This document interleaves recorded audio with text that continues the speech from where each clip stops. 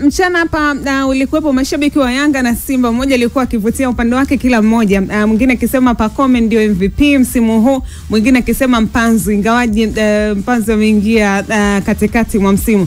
Twende kwa watu watatu. Una Pacome, una Elie, kwa maana una Jean Charles Ahoua, una Faisal Salum. Nani anafaa kuwa MVP mpaka hivi sasa zikiwa zimesalia mechi 5, wengine 4 na wengine 6 katika ligi kuu ya kandanda Tanzania bara? Upewe option ya kuchagua MVP hapa sasa tulipofikia. Nani anafaa kuwa MVP wa ligi hii?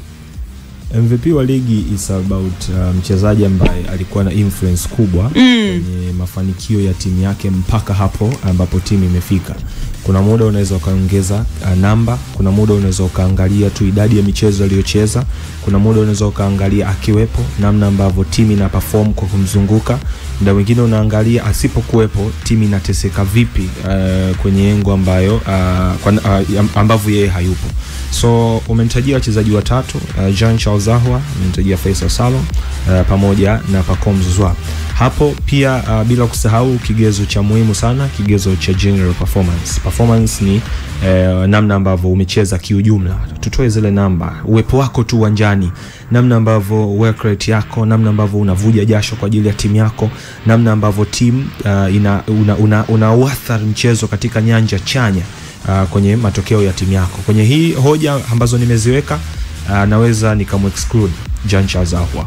Jean Charles namweka pembeni, na baki na hao watu wawili. Unabaki na Faisal na Pacome pamoja na Pacome Zouzoua. Hapa debate ilipo, tukija kuangalia mchango hawa wachezaji kwenye mafanikio ya timu yao, wote wawili kwa namna moja au nyingine wamechangia mafanikio makubwa sana kwa hapa timu zao zilipofikia.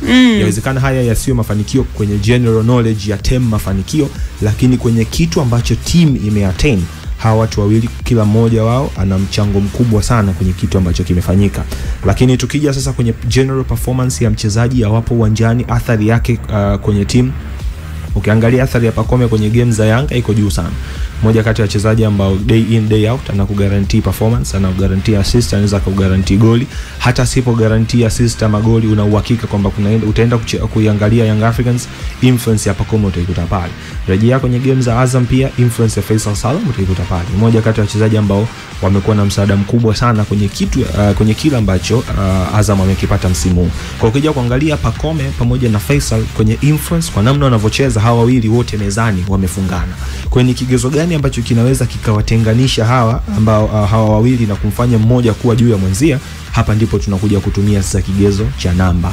Je, nani ambaye ana namba za kuridhisha kuliko mwenzie kwenye hiyo general performance ambayo umeifanya, kwenye huo mchango wako chanya kwenye mafanikio ya timu?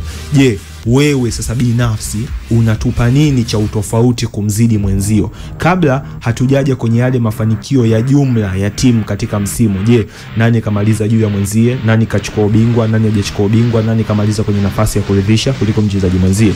Kwa hiyo hapa sasa ndipo tunakuja kigezo cha namba. Kwenye namba, Faisal Salum yeye anaongoza assist. Faisal ana assist 12. Baadaye ndo top assist kwenye ligi yetu, assist 12. Huku anayefuatia kwenye hizo assist ni Arthur Bada pamoja na Pacome Zouzoua ambao wote wawili wana assist 8. Lakini tukija kwenye upande wa magoli between Faisal Salum pamoja na Pacome Zouzoua, Pacome mpaka dakika hii ana magoli 8. Lakini Faisal Salum mpaka dakika hii ana magoli 4. Mchango wa Faisal kwenye magoli ya Azam amechangia magoli 16 kwa upande wake. Kwa upande wa Pacome Zouzoua amechangia pia magoli 16. Kuna kuja kuona hawa wawili kwenye engo ya namba wamefungana, kwenye engo ya performance uwanjani wamefungana. Kwa hiyo tai ya Faisal pamoja na Pacome Zouzoua kuelekea mwisho wa msimu itakuja kuamuliwa na engo ifuatayo. Nani amechangia mafanikio sasa yale general, kwamba timu gani imefanikiwa kuzidi timu nyingine, na huyo mchezaji kwenye yale mafanikio yake na kwenye hayo mafanikio ya timu alikuwa na mchango gani? Kwa hiyo kwangu kitu pekee ambacho kitakuja kuamua between hawa wawili, between Faisal Salum pamoja na Pacome Zouzoua, ni nani atatoa ubingwa. Which kwenye nafasi kubwa ya kwenye mtu ambaye ana nafasi kubwa ya kutoa ubingwa ni Pacome Zouzoua. Kwa hiyo si ajabu mpaka mwisho wa msimu tukashuhudia Pacome Zouzoua akitangazwa kama MVP wa ligi yetu, kwa sababu tu ya hiyo factor kwamba mchango wake kwenye mafanikio ya timu umepelekea timu hiyo kutoa ubingwa wa ligi kuu Tanzania bara.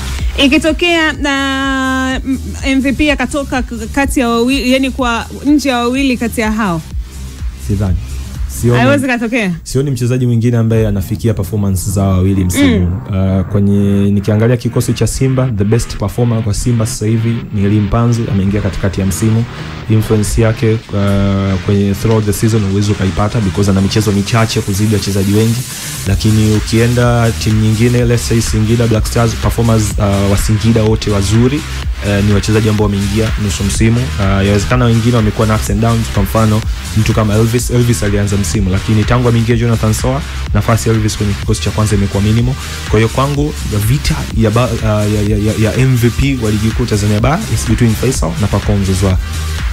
Sawa, ni kuhusiana na vita ya MVP wa msimu huu 2024-2025 na wakanda. Yeye amesema pale katika finali anawakutanisha Faisal Salum sambamba na Pacome Zouzoua. Kwa upande wako wewe unawakutanisha kina nani? Unaweza kutuandikia hapo. Na wote wamehusika katika mabao 16 yaliyofungwa na klabu zao, wakati Yanga na ligi inaendelea mpaka hivi sasa. Wakati Yanga wamefunga mabao 62, Pacome amehusika katika mabao hayo 16. Mabao ambayo hajahusika nayo ni 46 pekee. Lakini wakati Azam Faisal anahusika kwenye mabao 16, timu yake imefunga mabao 38 yakichangia mabao hayo 16, hajahusika katika mabao 22 pekee. Yanga mpaka hivi sasa ndio vinara wa ligi kuu ya kandanda Tanzania Bara. Azam wanahitaji nafasi ya 3. Watakwenda kukutana pia tarehe 10 katika mchezo huo wa Dabi ya Dar es Salaam. Kwa upande wako unaona nani akiendelea kumpiku mwenzake na kukaa katika nafasi nzuri ya kuchukua MVP wa ligi kuu ya kandanda Tanzania Bara kwa msimu huu hapa mwaka 2024-2025? Nimeiona comments ya Karim Boimanda, ofisa habari wa ligi kuu ya kandanda Tanzania Bara kwa maana bodi ya ligi TPLB. Amesema bwana Pacome atawamalizia tuzo zao. Leo ameondoka akiwa MVP kwa maana man of the match. Msimu huu Pacome unataka usemaje? Nimesema nimeona comments. Wewe unataka usemaje? Hivi ni tuzo ngapi? Sina idadi kamili, lakini msimu huu Pacome amekuwa na mchango mkubwa sana kwenye mafanikio ya Young Africans. Tangu msimu unaanza mpaka hapo ulipofikia, ni moja kati ya wachezaji ambao wamekuwa consistent kwenye kitu ambacho anakitoa. Akiwepo uwanjani, mchango wake utakuwepo pale pale. Kuna hizo baadhi ya game kwenye sequence ya michezo 5, anaweza kawa na mchezo mmoja mbaya. Sometimes anaweza kawa na mchezo miwili mibaya ambayo hata perform kwa level ya juu, lakini game nyingi bado utakuta pale. Na hii ukiangalia pia hata kwenye technical bench la Young Africans, kuna muda ukiangalia Yanga wanaweza kufanya substitutions nyingi sana, lakini watu ambao wamekuwa exempted kwenye substitution, mmoja wao ni Pacome Zouzoua. Anaweza game nzima watu wakamwona kama yupo hivi, then bench la ufundi la Young Africans limekuwa likiendelea kulazimisha yeye acheze. Si bahati mbaya, kwa sababu anajua impact yake. Yanga sasa hivi atacheza na wapinzani wengi ambao wanacheza low block. Yanga anacheza na wapinzani wengi ambao wanapaki basi, wanacheza zaidi kwenye eneo lao. Lakini sasa Pacome anachowapa faida ni kwamba ana uwezo wa kucheza kwa kubeba mipira, tunaoita wale dribblers. Ata dribble, atapunguza mtu wa kwanza, atapunguza mtu wa pili. The moment anazidi kupunguza watu, ndipo anapopunguza ile mistari ya ulinzi. Unapopunguza mistari ya ulinzi, kuna muda wapinzani wanakuwekea focus kubwa zaidi kwamba okay, against Pacome labda watu wakaenda kumpress wawili, mmoja atampress physically, mmoja ataenda labda kudistort zile njia ambazo Pacome atataka kukimbia. Ukishakuwa na uwezo wa kuchukua wapinzani wawili, it means lazima kuna mchezaji wako mmoja wa timu yako atapata faida ya kuwa kwenye eneo huru, kwa sababu hakutakuwa na mchezaji wa kwenda kumkaba. Kwa unaona tayari faida ambayo yanayo kwenye bench la ufundi Young Africans ni kwamba okay, akiwepo tu uwanjani au ana mchezo mzuri au ana mchezo minimum, ataingiza tu hiyo faida chanya kwenye timu kwamba at least kuna mchezaji wetu mmoja atakuwa huru. Kwa the moment wapinzani wanaenda kumpress, mpira ukidondoka tu kwenye lile eneo, tayari yeye atakavofungua chumba, kama huyu beki atakuwa anamfuata, tunasema good luck kwake. Kama hatomfuata, bad luck kwake, kwa sababu Pacome atareceive tena mpira, atacoordinate, ataunda shambulizi. Na angalia goli nyingi ambazo wanafunga Yanga kwenye sequence ya pasi kama 4, Yanga wametengeneza sequence ya pasi 4, pasi moja lazima itatoka kwenye mguu wa Pacome Zouzoua.